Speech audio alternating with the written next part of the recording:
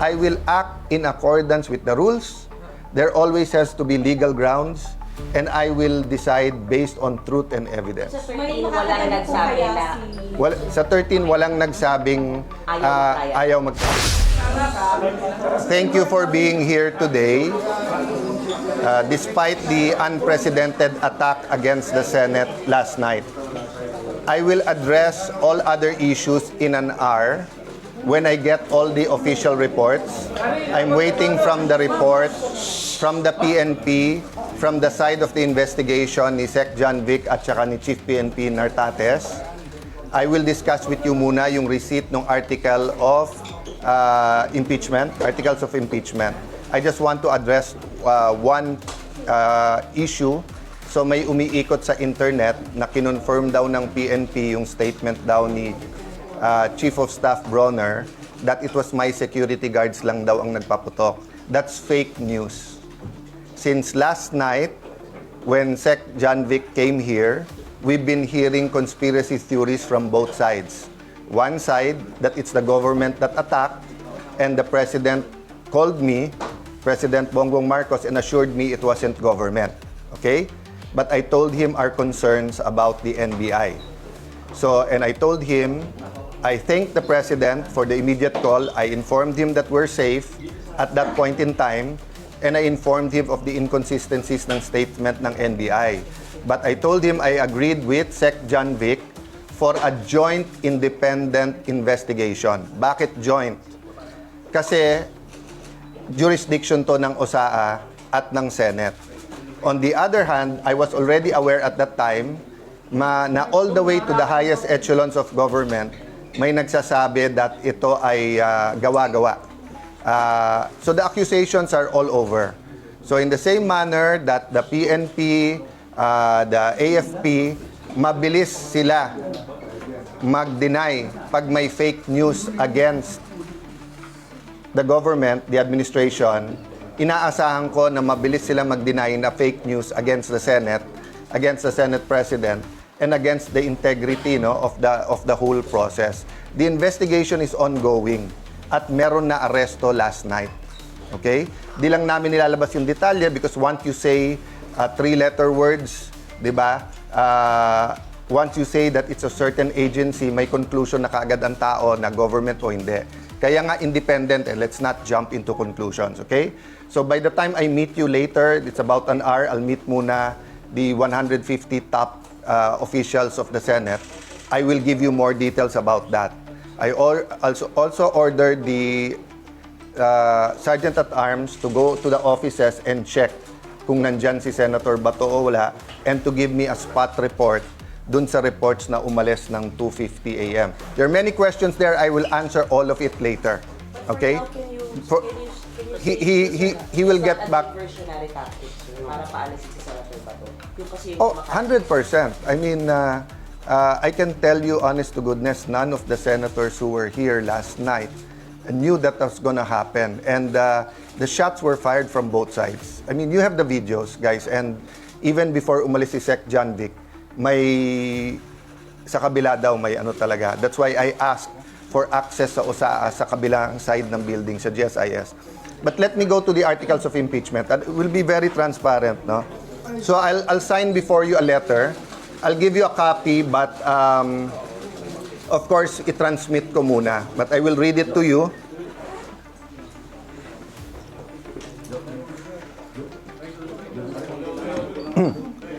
The Honorable Faustino Boji D. III, Speaker, House of Representatives, Batasan Hills, Quezon City. RE, Articles of Impeachment against Vice President Sara Zimmerman Duterte. Your Honor, the Senate is in receipt of the resolution setting forth the articles of impeachment against Vice President Sara Zimmerman Duterte, including all annexes thereto, transmitted by the House of Representatives. Pursuant to Rule 1 of the Senate Rules of Procedure on Impeachment Trials, the Senate has taken proper order of the impeachment and shall immediately proceed to its consideration, consistent with its mandate under Article 11, Section 3 of the Constitution. The Secretariat has been directed to include the articles of impeachment in the calendar for ordinary business for referral to the impeachment court, which shall be convened on 18 May 2026, 3 p.m. or at the possible soonest time, absent any question on the rules and procedure related to the transmitted articles. The parties shall in due course be directed to appear before the Senate sitting as an impeachment court on a date to be determined subsequently. We trust the foregoing is in order. Thank you. Very truly yours, Alan Peter Cayetano, Senate President. Copy furnished the Honorable Zara Z. Duterte, Vice President, Republic of the Philippines. So we'll send this. Pagka-send, we'll give you a copy. Yung countersign. Someone countersign. SecGen siguro, countersign.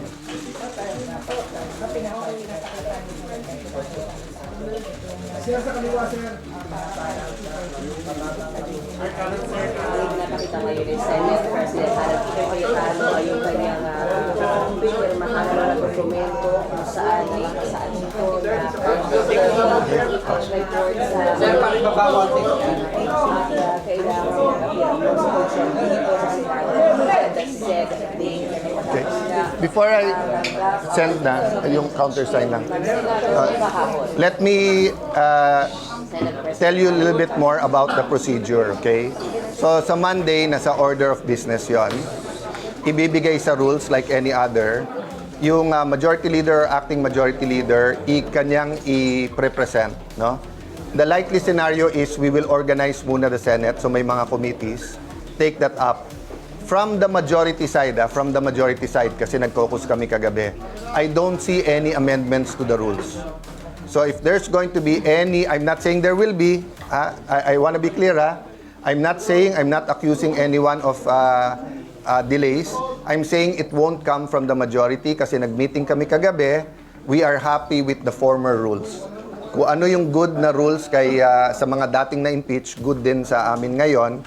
So, kaya lang, hindi ko matatanggal yung karapatan ng bawat senador na tumayo. Ang problema, madidelay kung babaguhin pa yung rules kasi ipapublish pa ulit yon. But from the majority, that's why sa letter, I just wanted to be safe. Sinabi ko doon, on Monday, or the soonest time, or forthwith, no? If everyone agrees on the rule, I do not see any reason why hindi kami makapag-convene sa Monday. So, ano mangyayari pag nag-convene? And then, may motion to convene. Ako muna mag-o-oath as presiding officer of the impeachment court. And then, yung 23 na senador. After that, our job is to issue the summons. Okay? And then, from that time on, pag sumagot na, di ba, under na yung process. I'll brief you more about the process later on. And probably, kung hindi Monday mismo or Tuesday, we will have a caucus para yung calendar. So the biggest issue for me is the balancing between the legislative work given the mga crisis na humaharap. Kung maganda takbo na ekonomiya and we don't need any urgent legislation, pwedeng mag 90-95% sa impeachment court eh. Unless nga sabi ng mga senador, pwede pa rin, bilisan na lang. But you know, madaling yung sarili mo lang inasahan mo. Halimbawa, Alan, bilisan mo sa pagpunta ng Senate. Alan, bilisan mo yung sulat. That's under my control more or less, di ba? But when you say it's a trial, you cannot stop both sides from presenting the number of witnesses na gusto nilang sabihin. So, madaling sabihin, bilisan, at madaling sabihin, it will finish by this month or that month. But all of those will be approximations. Okay? So, Any question? Convene po as impeachment court, yun talaga fourth read. Pero how about the trial proper? When is the latest trial? Once you convene and issue the summons, diretso na yun. Pero yung trial proper is Yung fourth yung trial proper po ay after all the Yeah, procedures. susundin mo lang yung number of days. So walang delay yun. Kung ano na sa rules, kung ano na constitution, yun. the trial proper maybe in June? Maybe in June? The trial proper? July? I don't want to preempt the calendar. But if it's 15 days, so we will follow. Actually, what we're doing now, after the meeting, then seeing you, we're gonna make a draft calendar. So the calendar will not be based on anything that is discretionary. It will be based on objectivity.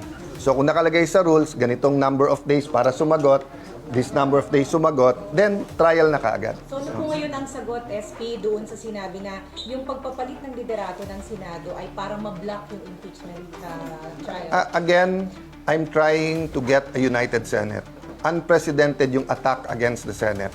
First, nung Monday na hinabol sa loob ng Senate ang isang senador, ginulpe ang isang member ng OSAA, and then last night, the armed attack on the Senate. Unprecedented yan. Diba? So, I'm trying to unite the Senate. The senators are people by just simply following the law. The Constitution, our rules, and what is right. Diba? So, sabi ko naman sa inyo lahat, dalawa lang libro ko, yung Bible, yung Constitution. Everything else follows. Even the Constitution for me has to follow the Bible. Diba? Having said that, we will follow. So walang magiging delays. I can tell you anything now as you asked, diba, kailan yung trial. So if I have the trial July, August, then dinelay ko. Offhand lang, Diba? SP, for you, yung trial po ba ay dapat araw-araw, Monday to Friday, or MWF? Offhand for you. What do you Offhand, either Monday to Wednesday or Monday to Thursday. Definitely hindi hanggang Friday because you need a motion day.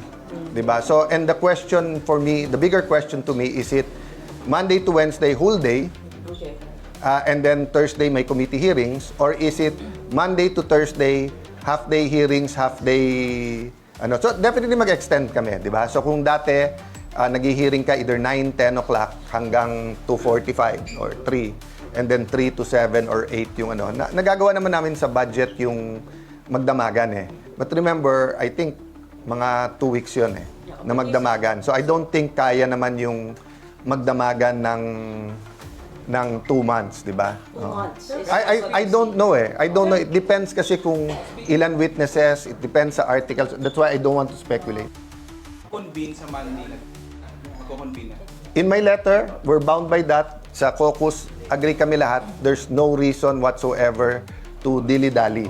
Okay? Having said that, syempre, kung may nag-bring up na eto yung mga ganyan, etc., bukas na yan or whatever ganyan, baka magbotohan. But so far, yung aming 13, ang sinasabi, there's no reason why not to convene and take our oaths on Monday. Just to be sure, you are asking the prosecution team to be here on Monday for the... It's their option. To what, sir? To report, sir, about the articles of Hindi, impeachment? kasi yung tinignan ko yung dating precedents, the article itself is the presentation. Di ba? So, actually, they can or cannot be here. Kasi the articles, dahil yan naman yung, kumbaga yun yung asunto yun yung charge sa'yo. So, ang process, yung summons, para sumagot naman yung kabila. Who will read the articles of impeachment? Who will read the articles of impeachment? The prosecutor or kayo po sa Monday? Sa Monday, malamang yun yung, yung pagbigay nga namin sa Madjo. Pero, the impeachment court has a life of its own. So, depende sa mga motions na maganap doon sa impeachment court. May question mo na. Wala na pong debate about the convene. On our side, wala. On the majority side, wala. Hindi ko alam sa minority. Pero SP, Diba? I'd like to consult them, but I'll only see them on Monday. Medyo busy sila ngayon na trinatry kausapin yung mga miyembro namin na sumali ulit sa kanila eh. So, may who attempts na naman, sir? Against you naman ngayon, sir? Suggest, expected naman yun. Who told you that, sir? From the majority? Oo. Na kinakausap nila, sir? May invitations to talk, may pananakot, but dati na silang takot eh. But So, your 13 is solid. But your 13 is solid. you're always solid until you're not. But I believe in the 13, I believe in our cause. Sino nilagawan nila? Kailan yung kinakausap? Hindi ko pa nakakausap lahat kasi nag-iaya nga na mag-meeting ngayon. Sabi ko, magtrabaho muna tayo, magtawagan na lang tayo. Because nga, that's the nature of, di ba dati kasi you have 3 or 4 major newspapers, maybe 4 major news networks, then maraming tabloid, then maraming radyo. Ngayon kasi with SOCMED, anyone can say anything. Di ba? And anyone can interpret anything that way. But yun nga ang challenge ko ngayon. 'Di ba? Trabaho or mamulitika. 'Di ba? So my only choice is to do the work, then be completely honest with you.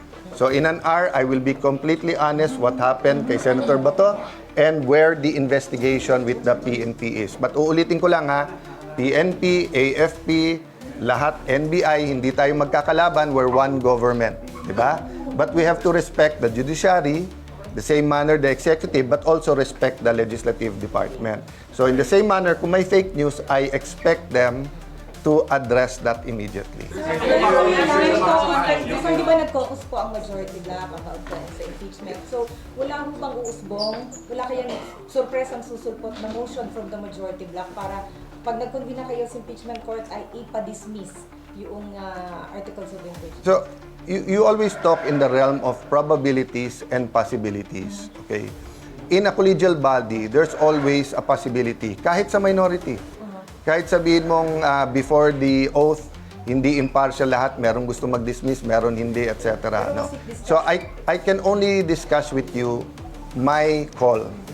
I cannot talk for everyone. I can tell you kung ano na pag-usapan, and everyone said we should have the trial, and there's no walang isa man nagsabing hindi mag-trial. So I can only answer myself.